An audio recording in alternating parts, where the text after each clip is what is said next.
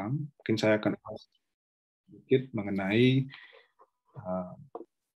bagaimana pelayaran internasional ini berkontribusi terhadap emisi gas rumah kaca.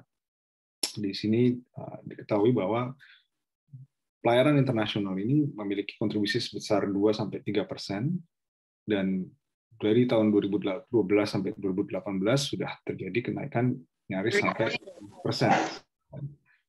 Di sini total jumlah emisi karbon yang dikeluarkan sudah mencapai kurang lebih sekitar 1 miliar ton per tahun, dan ini akan terus meningkat setiap tahunnya.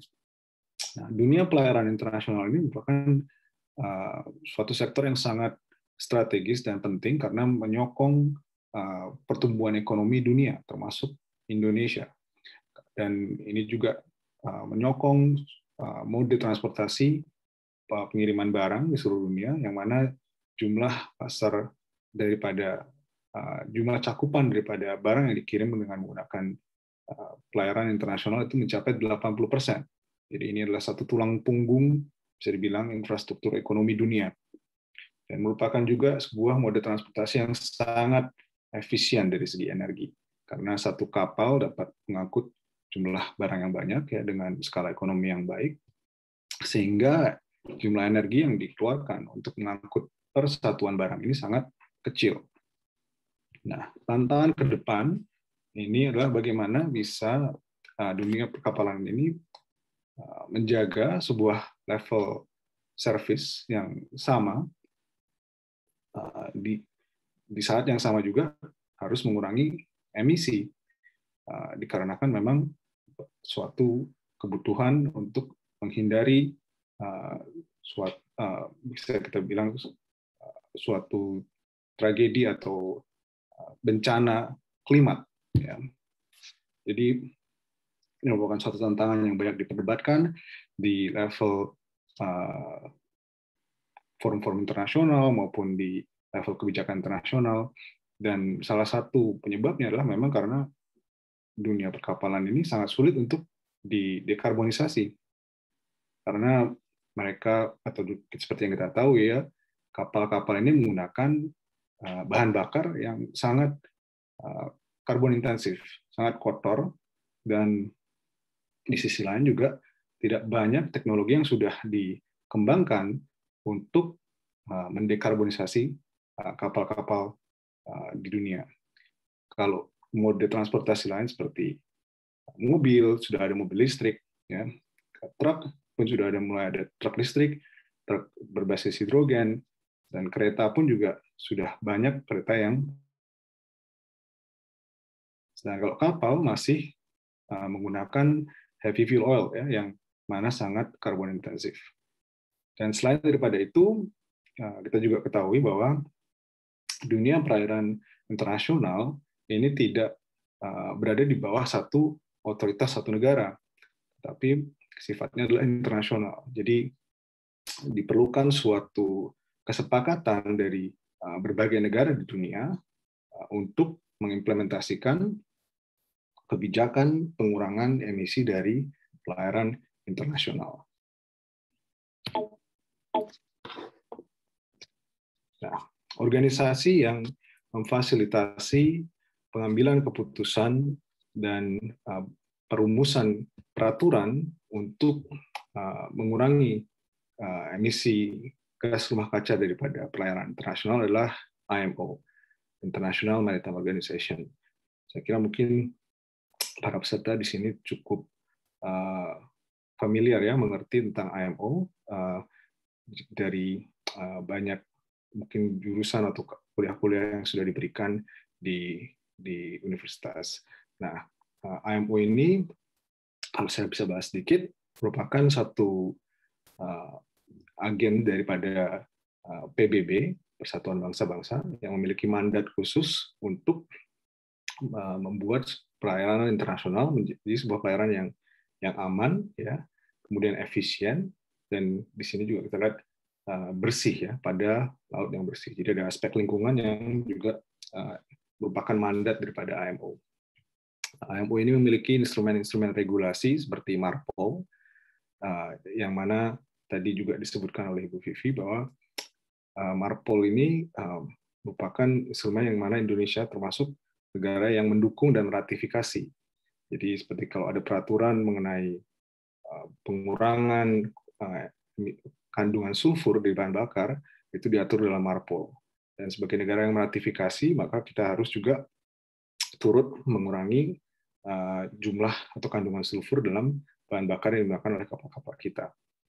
Di tahun 2020 saja ada sekitar 174 anggota daripada IMO.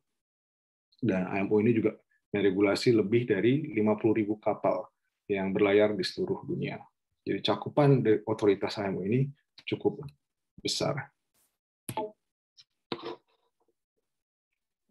Nah, pada tahun 2018, IMO sudah merumuskan suatu strategi pengurangan emisi gas rumah kaca daripada pelayaran internasional, ya, yang mana ini sangat dikenal, banyak sekali referensi ke IMO Initial Strategy, ya, dalam setiap debat-debat di dunia internasional terkait pengurangan emisi rumah kaca untuk pelayaran internasional. Jadi pada dasarnya strategi ini merumuskan ambisi, ya, ambisi yang harus dicapai.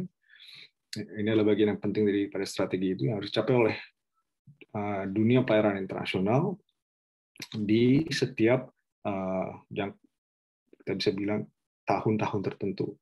Jadi yang pertama seperti kita lihat di sini, salah satu ambisinya, ya, adalah dengan menguatkan efisiensi energi daripada kapal-kapal. Jadi ada suatu persyaratan di mana kapal-kapal harus semakin efisien, sehingga di situ juga dapat membantu pengurangan emisi daripada kapal. Ya, ini masih cukup bisa dibilang kabur, ya, belum betul-betul konkret yang disebut sebagai level ambisi. Tapi di poin kedua kita bisa lihat di sini bahwa ada juga suatu target ambisi di mana carbon intensity, atau kita bisa bilang sebuah emisi karbon dari per aktivitas transport dari kapal ini harus dikurangi sampai sekurang-kurangnya 40% pada tahun 2030. Jadi sudah mulai konkret.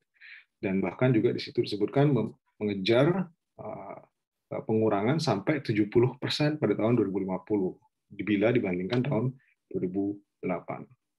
Dan yang ketiga, ini yang paling bisa dibilang cukup penting, ya, untuk mencapai juga kesepakatan Paris atau disebut Paris Agreement untuk membatasi kenaikan temperatur rata-rata global di level 1,5 sampai 2 derajat, yaitu dengan mengurangi jumlah total gas rumah kaca sampai pada level 50% paling tidak pada tahun 2050 dibandingkan pada level 2008. Dengan juga mengejar sebuah pengurangan sampai sesuai dengan Paris Agreement, ya, di sini perjanjian Paris, yaitu mungkin sampai 100% di level 2050.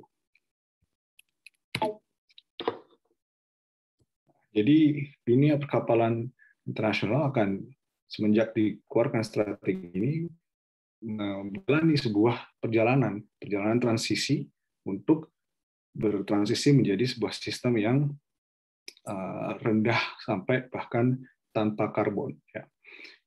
Dari semenjak dikeluarkannya strategi IMO di tahun 2018 kemarin, kita sudah lihat di tahun 2021 bulan Juni lalu sudah terjadi adopsi yang disebut sebagai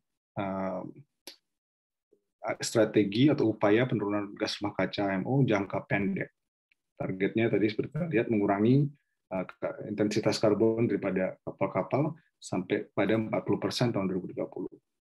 Dan di tahun 2023 sampai 2030 akan ada satu diskusi terkait penggunaan upaya berbasis pasar atau market based measure yang termasuk dalam strategi jangka panjang. Dan tahun 2030 ke atas akan ada suatu adopsi upaya jangka panjang yang menggunakan zero carbon atau bahan bakar kapal yang tidak mengeluarkan karbon. Dan di sini kita juga lihat Uni Eropa sejak Juli 2021 lalu sudah memasukkan sektor perkapalan dunia ke dalam yang disebut sebagai ETS atau Emission Trading System. Jadi mekanisme perdagangan emisi di dalam Uni Eropa.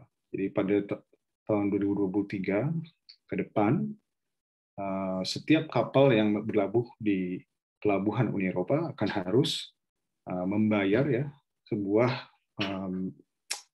tax yang sesuai dengan jumlah emisi yang mereka keluarkan, gitu ya. Dan pada tahun 2021 kemarin ini sudah mencapai 62 sampai 64 euro per ton, dan ini diperkirakan bisa mencapai 100 euro per ton dari tahun 2030. Jadi kita lihat di sini trennya carbon tax ini akan semakin mahal. Nah, bagaimana dampaknya untuk pemilik kapal? Kita bisa lihat juga di grafik ini ya, merupakan suatu analisa yang dilakukan oleh S&P Global Platts. Jadi awalnya ketika belum ada suatu regulasi atau measure tersebut, yaitu pre-IMO 2020, sebelum ada regulasi pengurangan kandungan sulfur, ya, jumlah profit daripada pemilik kapal ini rata-rata mungkin sekitar 8.500 ya untuk jenis kapal Ocean Mediterranean ya. Jadi dari kapal yang berlabuh biasanya di lautan Mediterania. Dan setelah ada IMO 2020, peraturan mengurangi kandungan sulfur ini berkurang menjadi 7.500 karena memang bahan bakar yang rendah sulfur ini lebih mahal ya. Tapi dengan adanya EU ETS, ini profit daripada pemilik kapal bisa berkurang sampai 3.500 atau 3.450. Jadi cukup ketat ya, dan cukup besar dampaknya bagi pemilik kapal. Nah, di grafik sebelah kanan ini kita juga bisa lihat bahwa jika memang Paris Agreement atau perjanjian Paris ini akan diusahakan untuk dikejar dengan upaya-upaya pengurangan gas rumah kaca, maka proses pengurangan emisi itu harus terjadi dengan laju yang besar, yang kecil, dan emisi ini tidak boleh meningkat lebih dari tahun 2023. Jadi lebih ambisius. Sedangkan dengan strategi awal daripada IMO, kita lihat di sini bisa dibilang luas ya, jumlah luas di bawah grafik ini yang menunjukkan bahwa memang ada budget emisi yang lebih besar jika kita lihat strategi awal daripada IMO yang mana mengurangi emisi 50% dibandingkan dengan tahun 2008. Tapi ini tidak sesuai dengan target yang dirumuskan di Paris Agreement. Nah, pada dasarnya peraturan-peraturan ini dan perkembangan-perkembangan ini menunjukkan bahwa ke depannya dunia pelayaran internasional dan bukan tidak mungkin dunia pelayaran domestik pun akan semakin mengalami banyak regulasi yang ketat, gitu ya. Karena kita lihat di sini budget daripada emisi karbon itu akan semakin kecil semakin kita mendekati ke tahun 2050. Dan jika kita lihat juga jenis masa hidup daripada kapal-kapal ya yang ada di perairan internasional maupun kapal-kapal domestik kita, rata-rata masa hidup kapal itu bisa sampai 20 sampai 30 tahun. Kita bisa lihat di sini cukup panjang. Artinya apa? Jadi artinya para pemilik kapal maupun sektor perkapalan kita ini harus mengambil sebuah keputusan strategis yang memperhitungkan adanya peraturan-peraturan ke depan yang akan semakin ketat, ya, yang pada dasarnya akan dapat membuat biaya daripada operasi kapal maupun biaya investasi kapal ini semakin besar. Jadi itulah pentingnya melihat suatu perubahan tren, ya, menganalisa kebijakan-kebijakan yang ada dan bertindak secara strategis dari dini hari. Nah, ini merupakan satu proyeksi emisi sampai tahun 2050 yang kebetulan juga dilakukan oleh ITF dan IMC, ya, untuk melihat apakah dampak daripada COVID-19, ya, pandemi COVID-19 ini juga mempengaruhi emisi daripada kapal-kapal yang ada di perairan internasional, maupun juga aktivitas daripada kapal-kapal tersebut. Dan di sini kita bisa lihat bahwa walaupun sudah ada suatu penurunan pertumbuhan, ya, dari katakanlah tahun 2015 ke tahun 2020 sampai ke tahun 2050, kita juga melihat bahwa total daripada aktivitas perkapalan ini tetap akan meningkat cukup signifikan, ya, sampai 255%, ya, 2,5 kali daripada tahun 2015. Kita lihat di sini. Dan ini juga mengakibatkan emisi kapal itu akan meningkat secara proporsional, ya, kita lihat di sini di tahun 2050 menurut proyeksi daripada IMC maupun juga ITF yang cukup dekat satu dengan yang lain. Jadi di situ kita proyeksikan akan mencapai bahkan 1,5 gigaton di tahun 2050. Nah, mungkin di sini juga kita lihat apa yang mungkin kita bisa lakukan, gitu. Apa yang dunia perkapalan internasional maupun lokal bisa lakukan untuk mengurangi emisi. Nah, di sini ada cukup banyak kita sebut sebagai upaya-upaya efisiensi, ya, yang terdiri dari upaya teknis maupun upaya operasional yang dapat membantu mengurangi konsumsi daripada bahan bakar kapal, yang pada akhirnya dapat juga mengurangi emisi dan bahkan juga biaya operasional daripada kapal. Seperti jika rute daripada kapal itu dioptimisasikan, ini akan mengurangi 3-7% daripada konsumsi bahan bakar. Jika memang juga ada perubahan dari jenis coating, ya, lapisan daripada hull kapal, itu bisa sampai 1-10%. Ada juga lubrikasinya berdasarkan jenis atau teknologi air lubrication system. Ada pengurangan kecepatan 13-14%. Kemudian juga optimisasi daripada penggunaan kapasitas kapal. Jadi ada cukup banyak di sini yang bisa dilakukan, dan mungkin satu upaya teknis ini harus digabung dengan upaya-upaya operasional yang lain untuk bisa mencapai pengurangan yang cukup signifikan. Walaupun tidak semuanya bisa dilakukan secara bersamaan, ya, karena memang ada beberapa upaya yang akhirnya bisa membuat upaya lain tidak bisa dilakukan.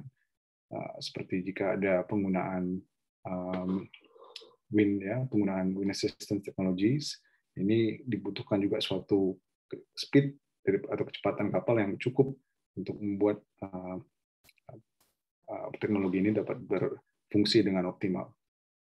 Nah, selain daripada itu pun juga ada kesempatan bisnis maupun insentif yang baru, seperti ada yang tadi disebut carbon trading. Jika memang mekanisme berbasis pasar itu akan diimplementasikan, ini dapat juga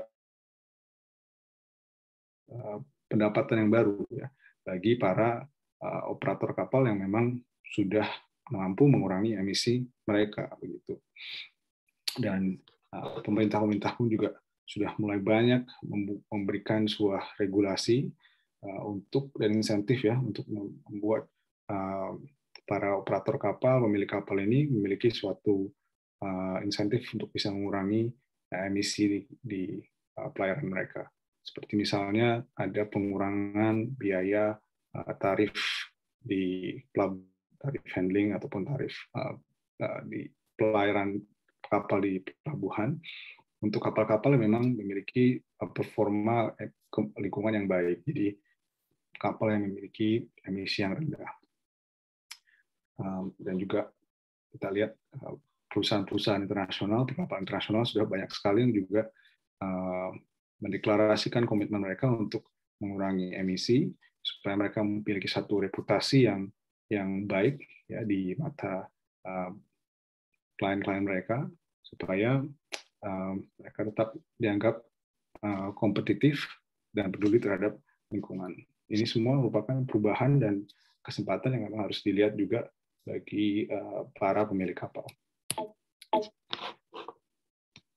Nah, kemudian jika kita dihadapkan dengan begitu banyak solusi teknis maupun operasional, bagaimana cara untuk bisa melihat atau menentukan solusi mana yang harus diambil oleh para pemilik kapal? Di sini ada yang disebut sebagai marginal abatement cost curve, ya. Jadi ini merupakan kurva biaya yang sudah di ranking ya berdasarkan, kita bisa bilang, efektivitas biaya daripada setiap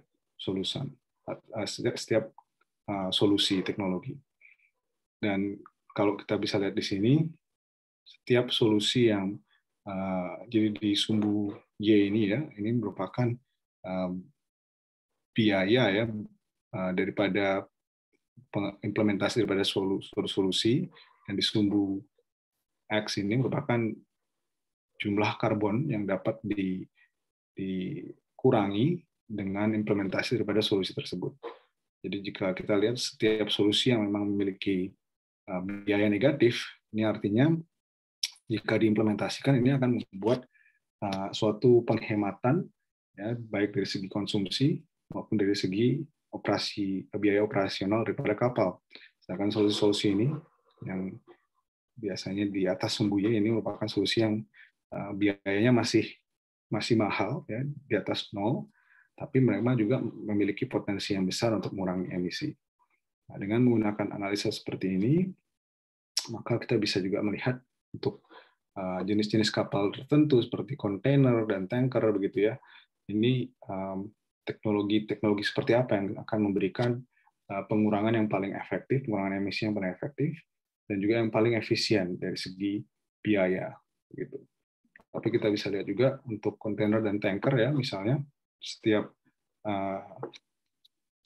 jenis kapal ini memiliki jumlah atau memiliki suatu ranking solusi yang berbeda begitu. Misalnya di sini untuk kontainer ada optimized trim dan ballast ya, untuk tanker ada flattener rotor, jadi merupakan solusi yang berbeda. Sedangkan kita bisa lihat di sini solusi-solusi yang tadi saya sebut masih mahal atau non cost effective ya, tidak carbon capture storage, dan juga zero carbon fuel, jadi bahan bakar yang tidak mengeluarkan karbon. Ini masih di level 300 sampai 500 US dollar per ton CO2. Jadi ini disebut solusi-solusi yang masih mahal, tapi sebetulnya solusinya yang dibutuhkan untuk bisa betul-betul membawa dunia perkapalan internasional untuk mencapai target yang tadi sudah disebutkan, yaitu zero carbon emission di tahun 2050. Dan setiap daripada solusi-solusi ini seperti green hydrogen maupun green ammonia, metanol, biofuels, mereka punya tantangan dan ketidaktentuannya. Seperti green hydrogen ini ya. Di sini kita juga berhadapan dengan keterbatasan daripada pasokan energi yang terbarukan. Dan ini juga disebutkan memiliki sebuah resiko keselamatan. Hidrogen ini sangat mudah terbakar dan dia juga membutuhkan tangki yang cukup besar ya, dan besar. Sedangkan amonia ini juga kembali dihadapkan dengan keterbatasan pasokan sumber daya yang terbarukan, yaitu sumber daya yang memang betul-betul mampu memberikan energi yang bersih ya, tidak dengan menggunakan batu bara maupun bahan bakar berbasis fosil. Dan juga di sini disebutkan ada juga faktor resiko keselamatan yang mana amonia ini beracun dan korosif. Jadi ini juga perlu teliti lebih lanjut, perlu juga diperhitungkan dalam adopsi sebuah solusi.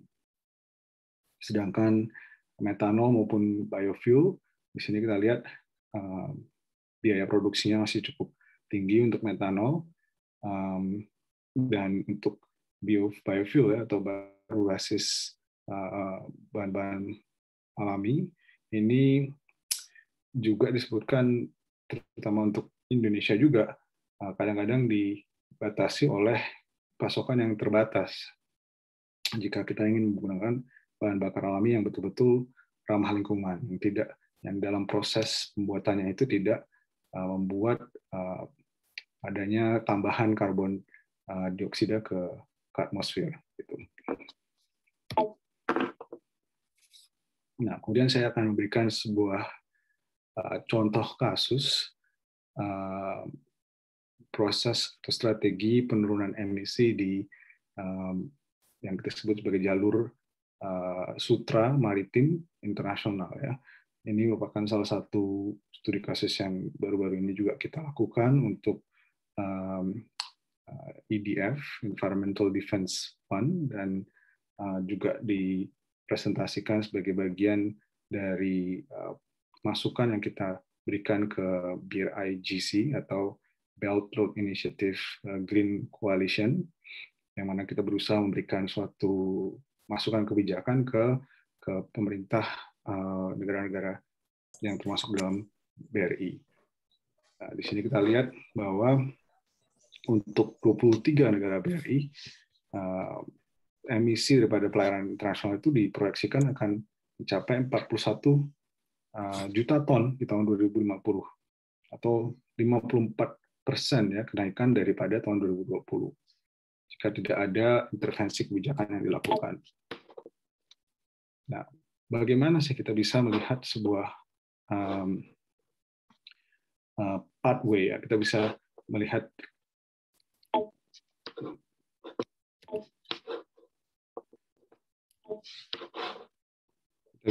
sebuah rute atau sebuah jalur strategi dekarbonisasi untuk pelayaran internasional, dalam hal ini khususnya di Maritime Silk Road. Di sini kita lihat di grafik sebelah kiri ini, dengan menggunakan strategi atau upaya-upaya yang sudah juga dianjurkan di upaya jangka pendek IMO, bisa terdapat penurunan daripada emisi sampai ke 37,3%. Itu cukup signifikan. Yang ini sudah dimulai ya dari tahun 2022. Ini akan jadi suatu kewajiban untuk menggunakan guideline atau panduan daripada IMO untuk mengurangi emisi. Dan di sini kita lihat di sekitar tahun 2030, jika tidak ada intervensi tambahan, maka emisi itu akan naik lagi. Dikarenakan memang jumlah daripada aktivitas perkapalan dunia ini juga akan terus meningkat sampai tahun 2050. Jadi upaya jangka pendek ini saja tidak cukup, yang akan tetap berakibat emisinya akan meningkat. Dan jika ditambah dengan penggunaan kita bilang upaya penggantian bahan bakar berbasis fosil dengan bahan bakar yang rendah karbon ataupun zero karbon, maka kita bisa lihat setelah tahun 2030 ini juga akan terus ada penurunan ya yang dibutuhkan, dan bahkan bisa mencapai 88% daripada pengurangan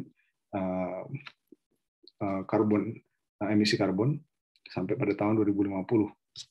Nah, ini setara dengan 25 atau 26 juta ton di MSR.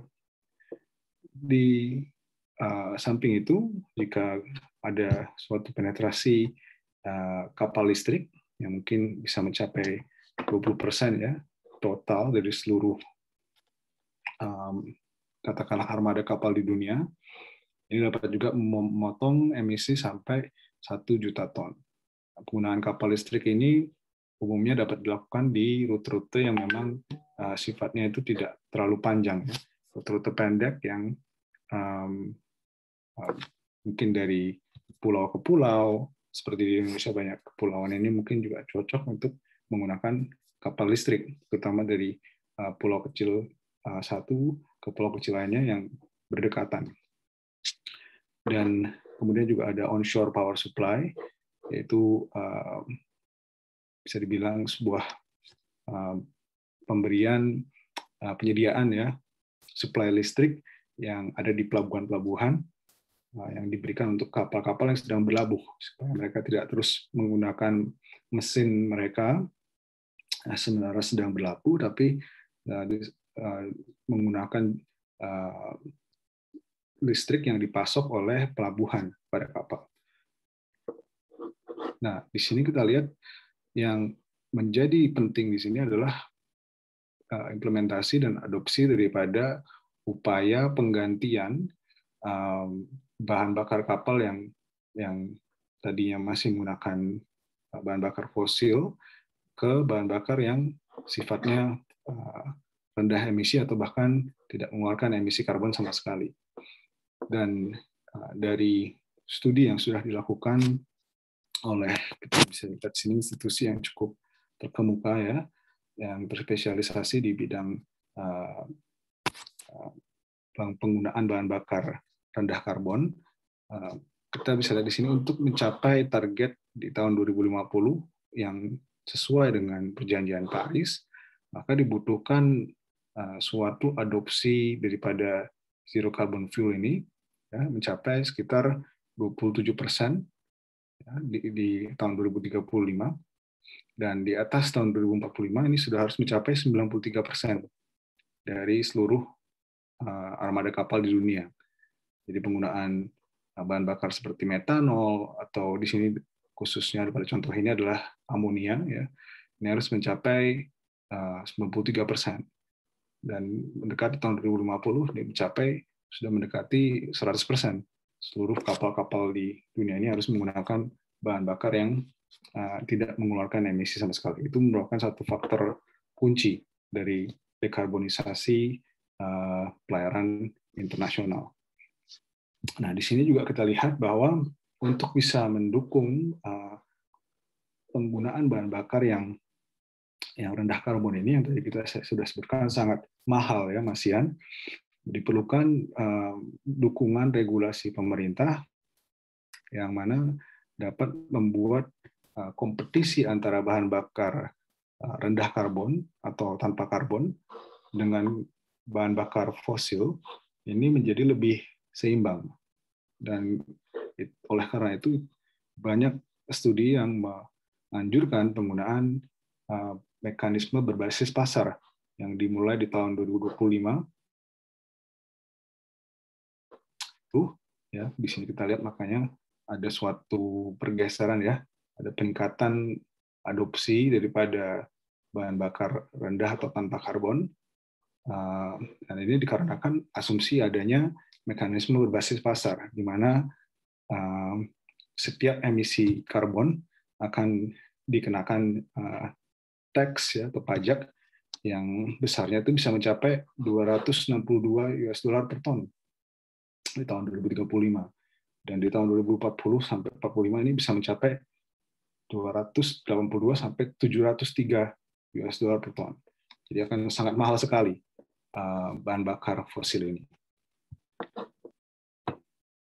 Nah, untuk Indonesia, kita lihat di sini saya ambil satu contoh kasus yang berfokus pada perdagangan internasional antara Indonesia dengan Cina, gitu ya. Karena Cina ini merupakan satu partner dagang Indonesia yang terbesar, bisa kita lihat. Ada sekitar 15% dari total ekspor kita ini merupakan ekspor yang kita lakukan dengan Cina, maupun impornya 27%, jadi sangat besar.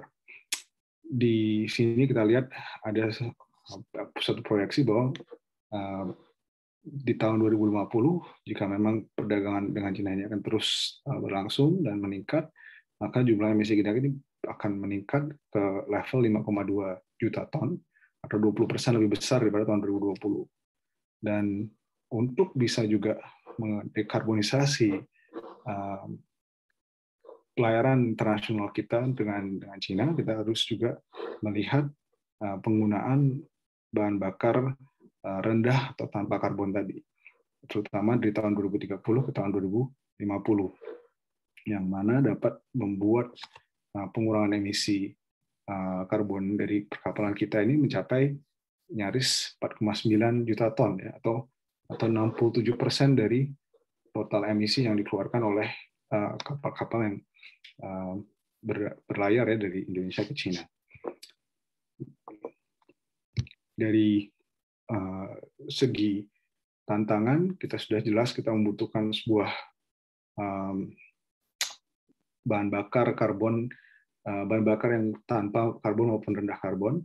Tapi dari segi peluang, kita juga harus lihat di sini bahwa Indonesia kita ini merupakan suatu negara yang memiliki peluang dan kesempatan yang sangat baik sekali, kita bisa lihat. Karena kalau teman-teman juga sering mendengar, mungkin kita ini negara yang punya julukan Jamrut Khatulistiwa, punya suatu letak geografis yang sangat istimewa, ya, diapit oleh negara-negara di Asia Timur yang cukup besar seperti Cina, Jepang, dan Korea, maupun juga dengan Australia, ya, dan juga Selat Malaka ini merupakan satu bagian dari jalur pelayaran internasional yang paling sibuk, yang paling besar, ya, muatannya. Jadi di sini dari hasil analisa kami juga lihat baik Selat Malaka maupun Selat Jawa ada banyak sekali kapal-kapal, ya, yang akan harus bertransisi ke bahan bakar yang rendah atau tanpa karbon. Dan dengan melihat juga pertumbuhan perdagangan internasional ke depan, seperti misalnya di antara Indonesia dan Cina sendiri sudah diproyeksikan akan mencapai 70% pertumbuhannya, dengan melihat juga lokasi strategis Indonesia, maka kita merupakan suatu negara yang punya potensi sangat besar untuk menjadi international bunkering hub, atau negara yang dapat menjadi sebuah pusat daripada bunkering untuk pelayaran internasional. Dan di sini artinya jika kita bisa mengambil kesempatan ini, kita bisa membuat bertransisi menjadi negara yang menyediakan bahan bakar kapal yang rendah atau tanpa karbon, akan banyak sekali pasar yang dapat kita capai, yang dapat kita cakup di sini, ya, dan sekaligus kita bisa menjadi kontributor untuk proses dekarbonisasi pelayaran internasional. Ya, dan tentunya tidak hanya itu, tapi untuk pelayaran domestik pun kita juga dapat menjadi suatu negara yang mampu secara independen, ya, menyediakan bahan bakar kapal yang rendah atau tanpa karbon untuk kapal-kapal yang berlayar di area kelautan domestik kita. Nah, jadi ini adalah satu kajian yang mungkin dapat dikaji lebih dalam, tapi juga menjadi satu inspirasi untuk ya adik-adik mahasiswa sekalian dalam melihat peran serta maupun potensi Indonesia dalam dekarbonisasi daripada pelayaran internasional. Ya, sekian kuliah umum daripada saya. Saya harap dapat memberikan suatu inspirasi, suatu pengetahuan yang dapat berguna bagi para hadirin maupun rekan-rekan sekalian. Terima kasih. Mungkin saya kembalikan ke Bu Vivi, ya.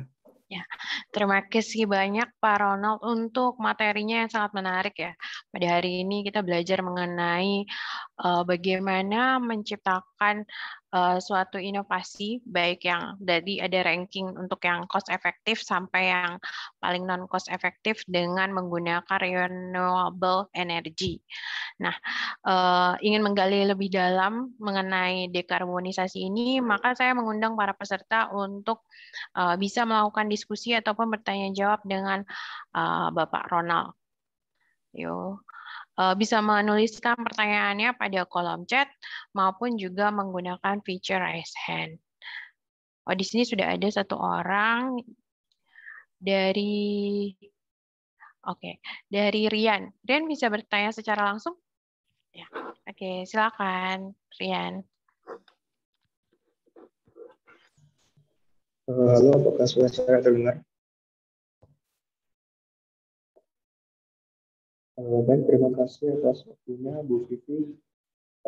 Saya ingin bertanya, Pak, upaya apa saja yang dapat dilakukan oleh Indonesia dalam beberapa tahun ke depan untuk mendukung dekarbonisasi pelayaran Indonesia?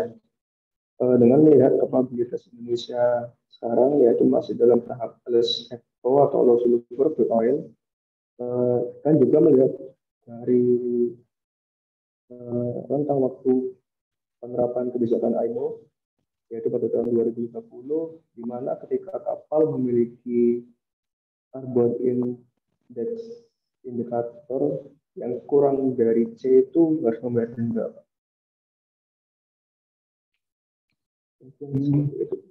Maaf, bisa mungkin untuk kalimat terakhir diulang dengan mendekatkan lebih ke mikrofon mungkin Pak, soalnya saya nggak terlalu mendengar dengan baik tuh semua pertanyaan-pertanyaan tadi. Untuk sekarang apakah sudah jelas? Lebih jelas dari yang tadi Pak.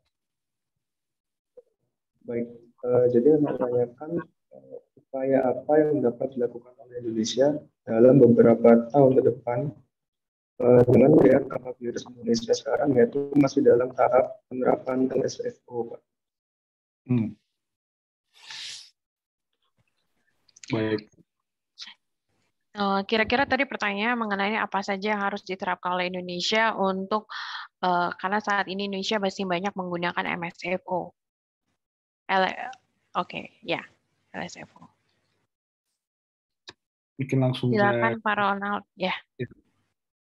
Ya, jadi terima kasih untuk pertanyaannya. Jadi memang sebagai negara yang meratifikasi Marpol 6 ya, kita sebagai negara Indonesia meratifikasi Marpol 6, kita harus juga mendukung peraturan-peraturan maupun rekomendasi daripada IMO untuk pengurangan emisi maupun dampak lingkungan. Jadi di sini dengan banyaknya MSF, penggunaan bahan bakar berbasis fosil, tentunya ini juga akan membuat suatu proses transisi kita ini menjadi lebih menantang. Memang perlu diketahui juga apa yang dijadikan regulasi untuk IMO ini berlaku untuk pelayaran internasional. Jadi memang kita harus juga bedakan mana kapal-kapal yang memang melayani ya pelayaran internasional, apakah kapal tersebut memang terdaftar sebagai kapal Indonesia atau kapal asing. Nah, ini juga kita harus lihat. Dan untuk kapal domestik memang sebetulnya masih belum jadi satu cakupan IMO ya untuk termasuk dalam strategi dekarbonisasi. Nah, tadi pertanyaan AFO maupun MSFO, pada dasarnya tentunya jika kita harus mengikuti peraturan IMO untuk mengurangi kandungan sulfur misalnya dalam bahan bakar tersebut, ya harus ada suatu upaya pemerintah memang untuk bukan hanya dari pemerintah, bahkan di sini khususnya untuk para operator kapal, pemilik kapal, untuk memang juga patuh kepada peraturan atau rekomendasi daripada IMO ini. Jumlah daripada bahan bakar yang rendah sulfur maupun jumlah bahan bakar yang mungkin rendah karbon dengan menggunakan biofuel ini semakin lama semakin meningkat kesediaannya. Yang menjadi suatu peran aktif daripada pemerintah adalah dengan memberikan suatu, bisa dengan berupa dengan pemberian insentif ya, pemberian suatu kebijakan yang dapat membuat pengadaan daripada bahan-bahan bakar MSFO ini lebih murah atau tidak lebih mahal daripada bahan bakar yang ada sekarang. Jadi ada satu, bisa dibilang subsidi misalnya yang mampu dapat membantu ya mengurangi biaya yang harus dikeluarkan oleh para pemilik kapal. Tapi memang kembali lagi jika kita melihat jangka yang lebih panjang, tidak bisa kita hanya berpikir mengenai strategi pengurangan dampak lingkungan atau emisi yang sifatnya hanya ya jangka panjang atau jangka pendek gitu ya, yang tidak mampu menghasilkan penurunan emisi yang nyata. Jadi tadi seperti yang saya sudah jelaskan, kedepannya ini akan akan banyak sekali regulasi-regulasi yang ketat yang tujuannya menekan emisi sampai ke level 0 di tahun 2050. Dan jika kita memang sebagai suatu negara punya komitmen dan punya suatu pandangan strategis, kita harus juga sudah mempersiapkan ya suatu peta atau roadmap untuk bisa mencapai level emisi yang sesuai dengan perjanjian Paris tadi, sampai 0 di tahun 2050. Dan itu tidak bisa hanya seperti subsidi, tapi banyak juga hal-hal yang harus dilakukan dari segi riset dan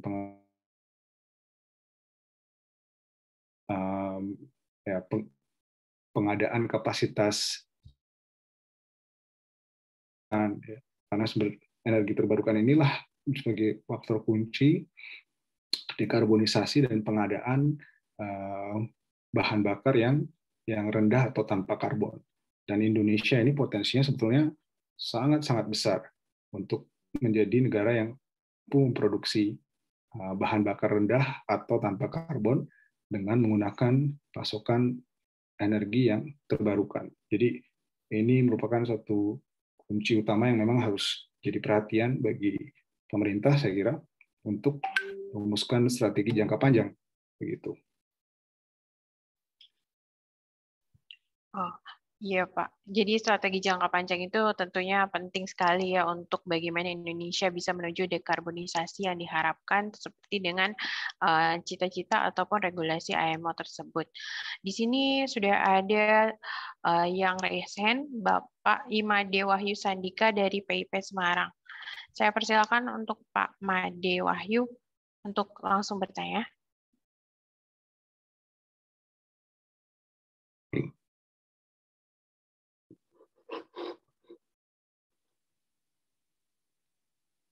Pak Made. Halo.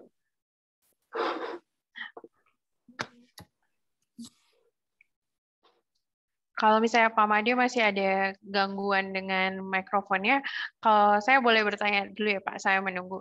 Jadi sebenarnya kalau misalkan melihat tren saat ini, sering digadang kalau LNG merupakan salah satu solusi untuk dekarbonisasi ini.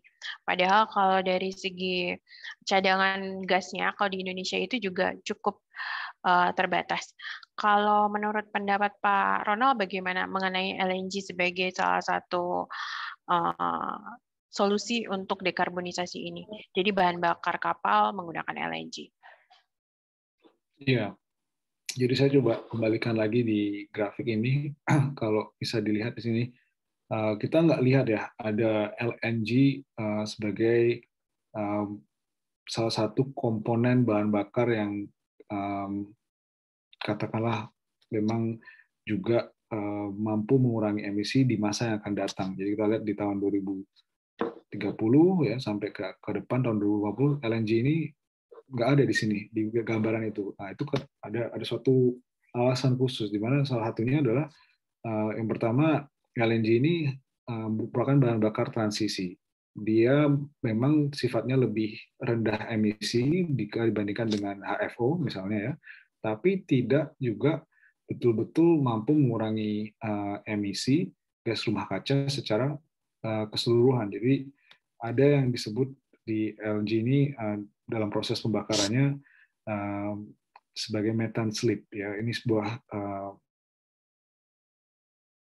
digunakan sebagai bahan bakar. Proses pembakaran yang tidak sempurna ini menghasilkan gas metan sebagai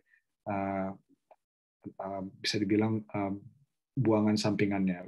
Dan jika gas metan ini memang sampai ke atmosfer, maka potensi pemanasan global yang dihasilkan oleh gas metan ini bisa mencapai 8 kali lipat ya, lebih tinggi daripada karbon dioksida. Nah ini yang sering jadi satu perhatian maupun keberatan jika LNG digunakan sebagai bahan bakar untuk kapal. Jika gas metan ini kemudian akan muncul, ini dan resiko itu cukup besar sebetulnya gas metan ini akan muncul. maka usaha pengurangan karbon dioksida ini juga akan menjadi sia-sia, begitu ya. Itu yang jadi faktor keberatan yang salah satu yang paling utama. Dan yang kedua adalah memang dari segi infrastruktur. Biaya yang dibutuhkan, biaya investasi yang dibutuhkan untuk LNG ini cukup besar. Jadi selain dari segi keterbatasan pasokan, tapi biaya investasi infrastruktur LNG ini cukup besar, sehingga nanti kalau kita harus transisi lagi ke bahan bakar yang non karbon seperti amonia, itu kan akan ada satu investasi lagi yang dibutuhkan.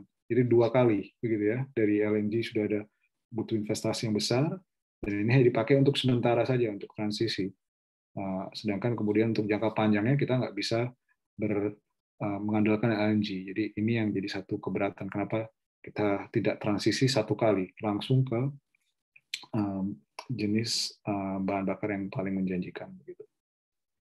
Kalau misalnya berdasarkan tabel grafik di sini ya Pak, berarti lebih ke arah ke depannya ini cenderung ke arah amonia ya Pak?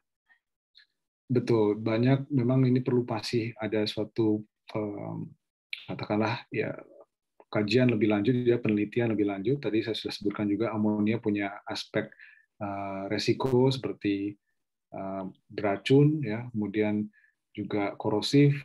Jadi dari segi investasi yang dibutuhkan, aspek keselamatan ini masih banyak penelitian yang harus dilakukan. Tapi di negara-negara maju seperti Eropa maupun ya khususnya Eropa ya, banyak sekali yang mengadvokasi amonia di level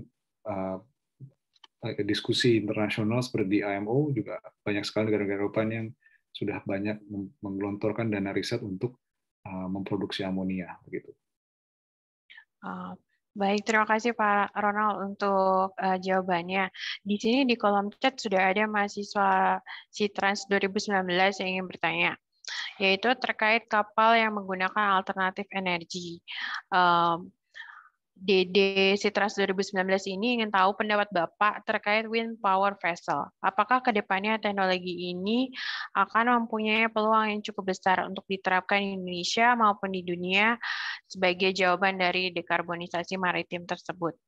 Karena sudah ada beberapa kapal yang melakukan inovasi seperti ini. Ya, sini juga saya sudah sebutkan tadi wind assistance ya, kita bisa ini potensinya cukup besar, 5-30%. Jadi pengurangan bahan bakar, konsumsi bahan bakar, dan yang akibatnya juga pengurangan emisi. Jadi untuk wind assisted propulsion ini memang sudah menjadi juga suatu sorotan ya, karena memang punya potensi dan prospek yang baik. Dan saya kira jika memang biaya ya, mungkin ini selalu jadi satu faktor, jika biayanya dapat ditekan, jadi produksinya lebih murah ya, dan proses butuhkan para pemilik kapal ini juga tidak besar. Ini tentunya jadi suatu alternatif solusi teknis atau operasional yang dapat dipertimbangkan oleh pemilik kapal, dan bahkan mungkin juga didukung oleh pemerintah begitu ya. Untuk beberapa pemerintah negara maju, setiap pemilik kapal yang memilih untuk berinvestasi dengan teknologi tersebut dapat memiliki suatu fasilitas pengurangan pajak misalnya. Jadi didukung dan bahkan didorong oleh pemerintah untuk mengadopsi upaya-upaya tersebut. Kita bisa lihat bahkan juga di dalam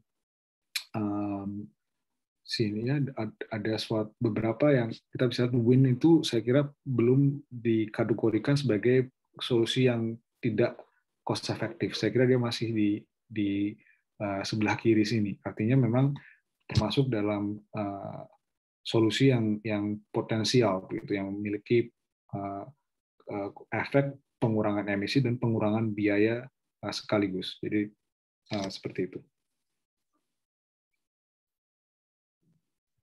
Oke, terima kasih Pak. Di sini ada pertanyaan lainnya, yaitu dari Gilang Prakasa. Selamat sore Pak Ronald. Bertanya terkait kalau di masa depan akan menggunakan bahan bakar yang rendah emisi, apakah akan berpengaruh kepada teknologi atau mesin kapal yang akan dipergunakan? Dan kalau untuk saat ini teknologi apa yang sudah diterapkan? Ya, baik, terima kasih pertanyaannya.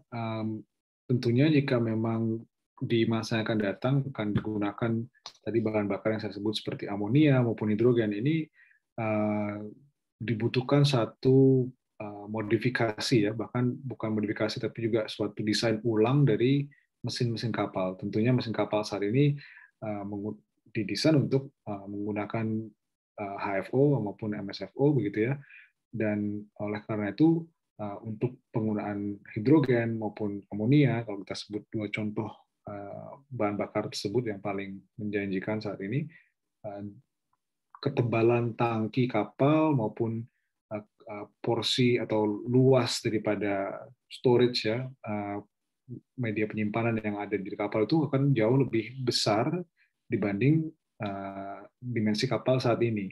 Dan itu pasti punya efek ke hidrodinamika kapal ya, dan daya apung dan kapasitas muat dari kapal sendiri ini akan juga mungkin berkurang gitu. Itu semua akan cukup banyak perubahannya tentunya. Jadi banyak riset yang saat ini juga dilakukan di negara-negara maju untuk bisa melihat seberapa ekonomis ya, seberapa juga visible secara teknis penggunaan bahan-bahan bakar masa depan tersebut. Gitu. Baik, terima kasih Pak Ronald. Sepertinya sudah ada 2 orang lagi yang raise hand. Saya persilakan dulu untuk Bu Dika Devintasari. Bu Dika ini juga dosen dari Teknik Transportasi Laut. Ya, selamat sore Pak Ronald, selamat sore Bu Vivi. Terima kasih Bapak atas presentasinya. Ada 2 sebenarnya yang mau saya tanyakan. Tadi sempat di presentasi menyinggung mengenai tax ya Pak ya. Untuk global carbon tax ini kan salah satu hal yang mungkin bisa dilakukan untuk melakukan dekarbonisasi. Nah, untuk di Indonesia sendiri, apakah hal tersebut sudah dilakukan secara efektif, dan adanya global tax tersebut, apa saja tantangan yang dihadapi? Itu untuk pertanyaan saya yang pertama, Pak. Untuk yang kedua, tadi juga sempat membicarakan mengenai cost efektif ya Pak. Jadi kan membandingkan antara bagaimana yang terjadi ketika penerapan hanya ada policy saja diterapkan dari IMO di tahun sampai hingga tahun 2050 terhadap carbon reduction. Nah, ada juga yang paling efisien yaitu pergantian bahan bakar. Nah, sejauh ini itu kan kalau kita sambungkan dengan SDG di goal number 7 mengenai affordable sama clean energy. Nah, sejauh apa saat ini di international trade sudah melaksanakan hal tersebut? Begitu Pak. Apakah suara saya jelas ya? Jelas Bu Dika. Ya. Jelas. Mungkin kalau boleh saya tanyakan di sini pertanyaan yang kedua tadi, kalau bisa diulang, jadi apakah penggunaan daripada penggantian bahan bakar ini sesuai dengan SDG begitu ya? Atau Iya Pak. Ya, apakah memang targetnya untuk apakah targetnya sudah sesuai dengan SDG yang sedang diterapkan saat ini? Ya, silakan Pak. Untuk goal number 7 yang affordable dan clean energy. Ya, udah Bu Vivi, terima kasih. Iya. Ya. Baik, terima kasih pertanyaannya Bu Devintasari. Untuk pertanyaan yang pertama tadi ya, terkait, saya kira kalau saya bisa tunjukkan lagi slide-nya, apakah carbon tax itu sudah diaplikasikan di Indonesia? Jawabannya belum, dan hanya sedikit negara yang memiliki sistem perdagangan karbon, seperti Eropa salah satunya dengan EU ETS yang sudah berjalan dari mungkin cukup lama ya, sampai baru-baru ini memasukkan sektor perkapalan ke dalam EU ETS. Selain itu mungkin juga ada di Cina, mereka juga punya emission trading system atau kita bisa sebut sebagai mekanisme perdagangan. Di Indonesia sendiri sih belum ada inisiatif pemerintah, dan ini dikhawatirkan karena memang dapat memberikan beban ke perekonomian Indonesia ya, jika memang proses transportasi kita ini memang masih juga berbasis diesel umumnya ya, sangat kotor, itu kemudian diberikan pajak, ini akan jadi biaya tambahan bagi pelaku ekonomi kita gitu.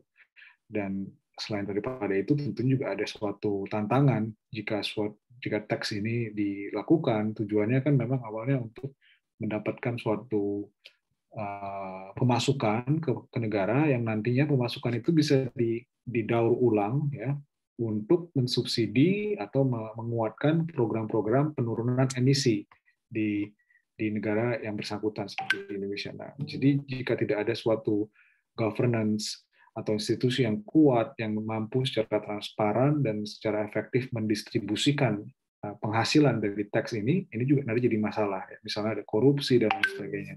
Nah, jadi memang di Indonesia belum dilakukan, dan untuk ke depan memang untuk bisa menstimulisasi penggunaan teknologi yang rendah emisi dari segi perkapalan sekalipun, ini disebutkan carbon tax ini merupakan suatu measure atau upaya yang menjanjikan.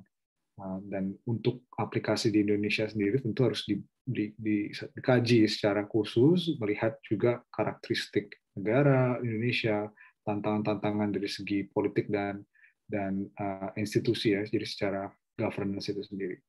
Nah, untuk yang kedua tadi, apakah penggunaan bahan bakar alternatif yang rendah ataupun tanpa karbon ini sesuai dengan SDG? Saya bisa bilang juga saat ini belum sesuai SDG yang nomor 7 tadi disebutkan bahwa clean and affordable. Nah, belumnya itu di sisi affordable-nya itu, karena seperti yang saya juga sebutkan di slide saya sebelumnya, di sini ya harga daripada zero carbon fuel seperti amonia atau hidrogen itu masih sangat tinggi sekali. Dilihat dari abatement cost-nya itu yang mencapai 300 sampai 500 $500 per ton. Jadi jika satu pemilik kapal mau mengurangi 1 ton emisi, mereka harus membayar 300 sampai 500 $500 ya lebih untuk menggunakan hidrogen maupun amonia. Karena memang teknologi ini masih belum matang, kita bisa bilang begitu ya, belum matang, masih dibutuhkan banyak riset untuk dibuat menjadi lebih murah dan lebih aman. Jadi saat ini masih belum affordable, tapi kita lihat memang inilah yang dibutuhkan untuk mencapai target ke zero emission di tahun 2050. Jadi oleh karena itulah peran serta pemerintah maupun institusi-institusi riset ini sangat diperlukan untuk membuat biaya ini semakin murah, gitu ya. Karena bisa dibayangkan $500 per ton itu mahal sekali. Kalau satu kapal mengeluarkan 10.000 ton ya dalam masa operasinya, itu bisa dibayangkan besar sekali biayanya ya. Gitu.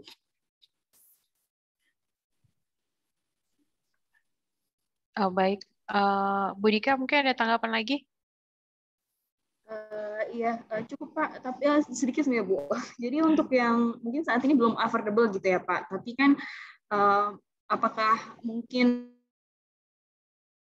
mengenai bagaimana cara, maksudnya itu kan salah satu cara untuk membuat untuk mereduce karbon di tahun 2050 yang paling efektif.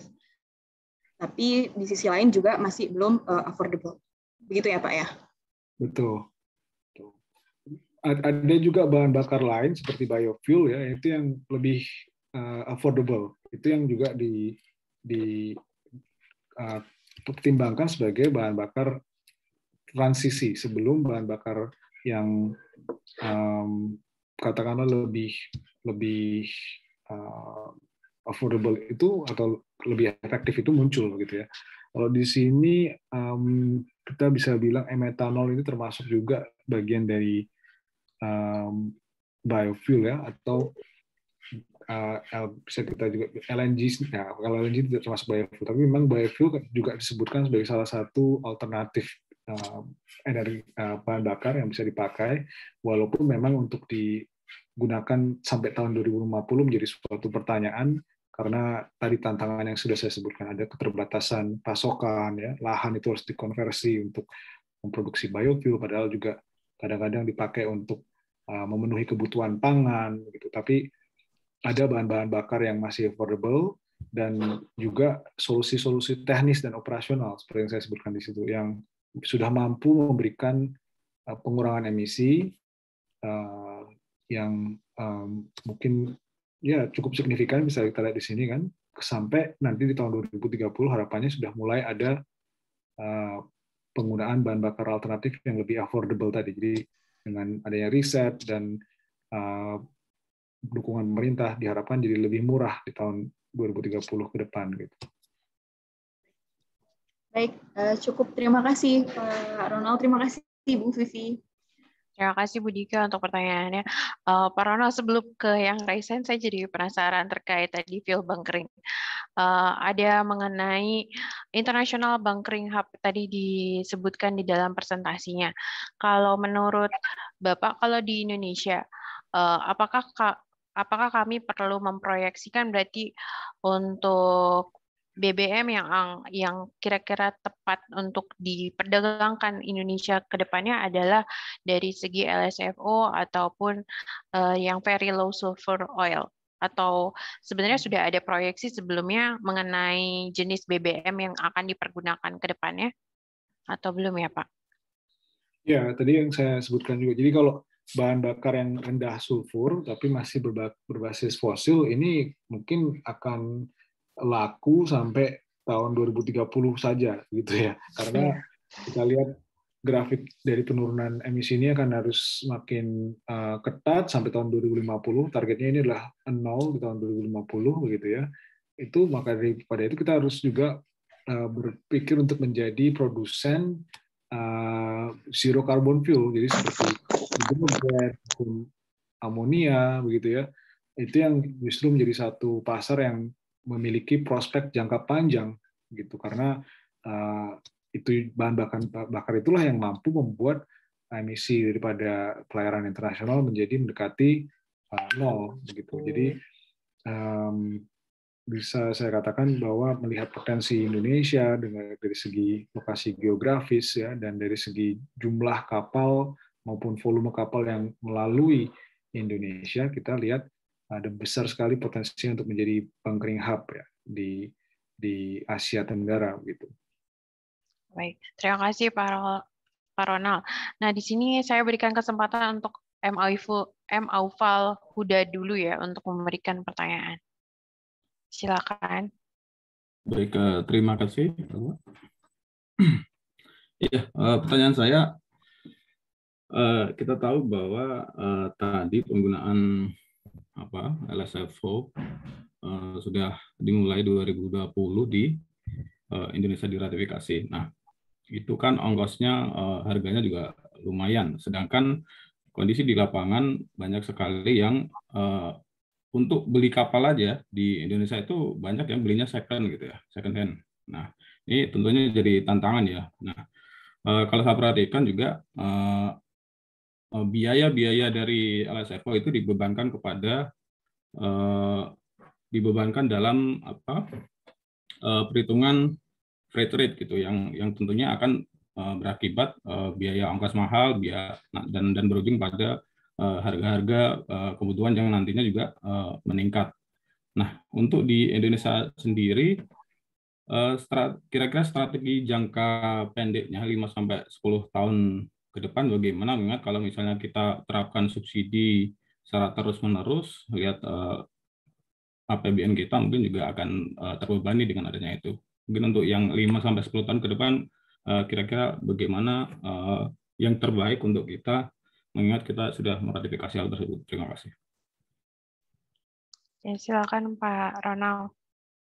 Ya, pertanyaan yang saya kira cukup menarik sekali gitu ya, kalau memang kita harus melihat bagaimana mengatasi masalahnya dalam waktu 5-10 tahun ke depan.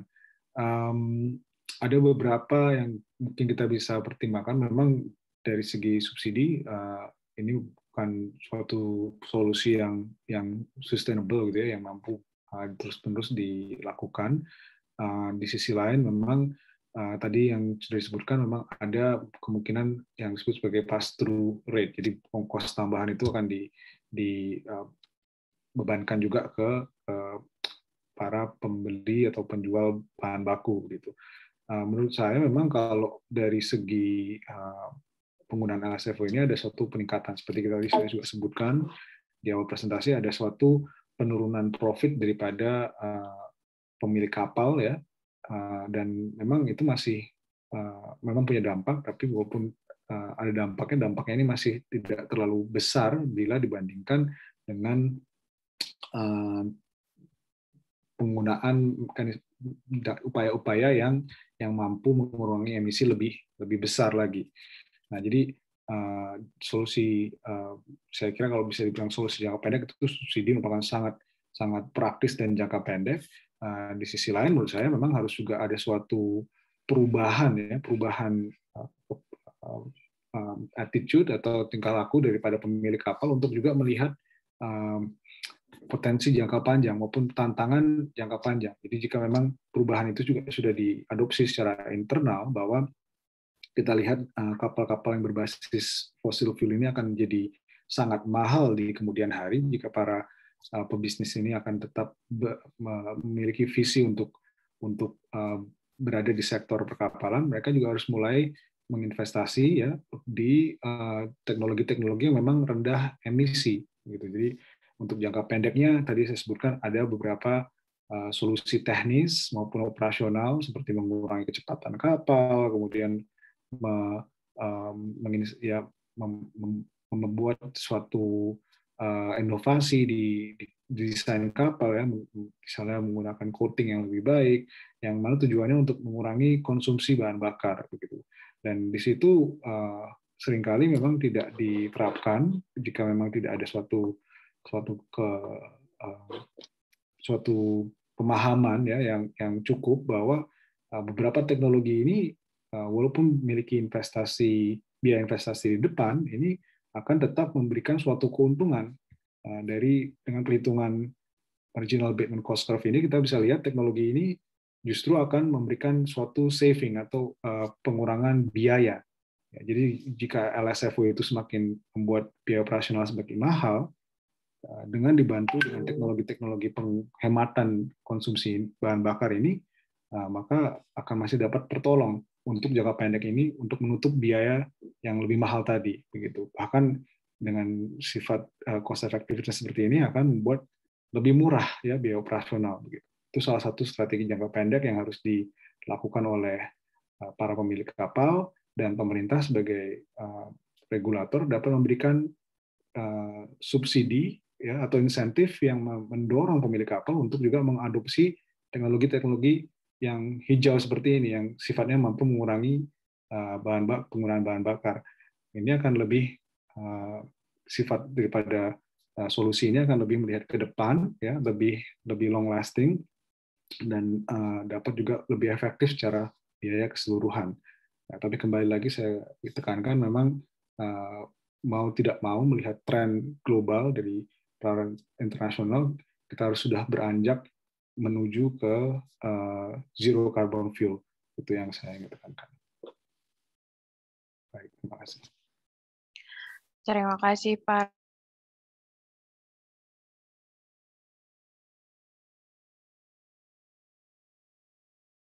Sebelumnya saya dulu Pak Ronald, kira-kira masih bisa free sampai jam berapa ya? Karena sudah lewat dari ini ya. Ya, udah lewat. Saya mungkin mohon maaf Mbak, saya bisa kasih waktu mungkin 5 menit lagi mungkin untuk beberapa pertanyaan terakhir. Oke, 5 menit lagi. Ya, di sini sudah ada yang raise hand nungguin dari tadi. Dari DKPP ITS, silakan untuk memberikan pertanyaannya. Ya, baik. Terima kasih atas waktunya. Jadi saya ingin menanggapi pertanyaan terkait wind assisted propulsion tadi, Pak. Dari beberapa opsi seperti soft sail, fixed wing, kites, atau bahkan flat rotor, sekiranya yang dapat diterapkan di Indonesia itu yang baik yang mana ya Pak? Atau bahkan penerapan wind assisted propulsion ini malah kurang menguntungkan bagi Indonesia melihat dengan kondisi angin di Indonesia kurang mendukung Pak? Mungkin seperti itu. Ya, terima kasih pertanyaan. Jadi banyak ya, saya kira pertanyaan-pertanyaan seperti ini tentunya membutuhkan suatu riset Pak ya untuk betul-betul memberikan satu jawaban yang sangat akurat. Dan tadi Bapak juga sudah sebutkan faktor yang cukup penting memang dalam penggunaan wind assisted technology ini, yaitu angin. Angin dari Indonesia sendiri memang di beberapa daerah kelautan kita tidak terlalu kuat ya dibandingkan dengan katakanlah perairan laut dalam yang ada di pelayaran internasional. Nah, tapi oleh karena itu dengan adanya analisa seperti cost effective, marginal cost, abatement cost curve seperti ini, kita bisa lihat bahwa dengan adanya penggunaan wind itu kita harus ukur, begitu ya, kita harus tes berapa jumlah emisi yang dapat dikurangi atau sebelum menuju ke emisi bahkan pengurangan konsumsi bahan bakar, gitu ya. Jadi ada yang namanya tes atau pilot ya, pilot project yang selayaknya harus dilakukan, terutama jika memang ini akan jadi satu solusi teknis yang akan diadopsi secara massal di Indonesia, akan ada baiknya dilakukan suatu studi kelayakan gitu ya, dites apakah wind assisted technology ini mampu mengurangi konsumsi bahan bakar di perairan Indonesia gitu, dan jika memang mampu berapa persen, dan kita bandingkan lagi dengan biaya investasinya, dan kemudian di sini kita bisa analisa dengan menggunakan MACC ini, seberapa efektif, cost efektif solusi ini dibandingkan dengan solusi yang lain begitu. Baik, terima kasih Pak Ronald. Sepertinya pertanyaan tadi adalah pertanyaan terakhir untuk hari ini. Meskipun sepertinya masih banyak yang ingin bertanya, tapi berhubung waktunya sudah melebihi dari yang seharusnya, maka sesi tanya jawab hari ini akan kita akhiri. Sebelumnya, terima kasih banyak kepada Pak Ronald yang sudah memberikan materi yang sangat menarik dan juga luar biasa. Jangan bosan-bosan untuk menjadi pemateri kuliah tamu di Teknik Transportasi Laut ITS ini ya, Pak. Kami masih butuh banyak belajar mengenai internasional, maritime internasional, dari segi freight transport modeling maupun nanti public policy analysis. Nah, sebelum kita akhiri sesi kuliah tamu hari ini, saya ingin mengundang para peserta semuanya supaya bisa on cam. Jadi kita bisa foto bersama. Saya tunggu 1 menit. Tolong dibantu sama Diva ya untuk aba-abanya. Ya, baik Bu Vivi.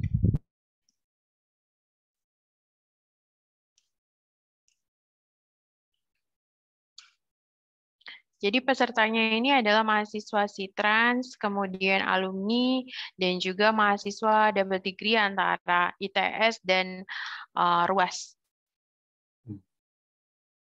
Ya. Kuliah tamu ini rutin diadakan, Bu Vivi? Oh, boleh saya tahu? Kuliah tamu ini cukup rutin diadakan. Jadi supaya para mahasiswa juga bisa belajar langsung dari pakar industrinya, begitu Pak. Ya. Jadi jangan bosan-bosan untuk kami undang. Mungkin topiknya nanti akan lebih berbeda lagi, tapi pasti seputar teknik transportasi laut. Ya. Ya, Bu. Iya. Oke. Diva boleh dikasih apa-apanya?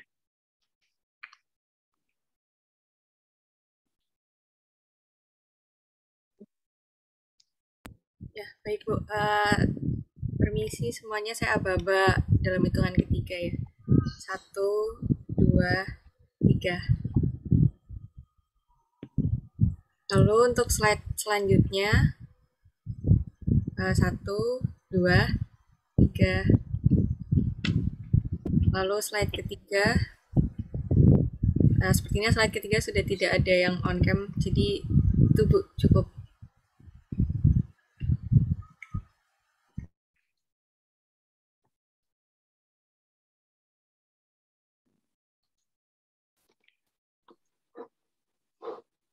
Ini ada ringkasan yang harus dibuat, Bu, atau tugas sebagai bagian dari kuliah umum ini, atau biasanya memang ya dibuka saja secara bebas gitu ya partisipasinya?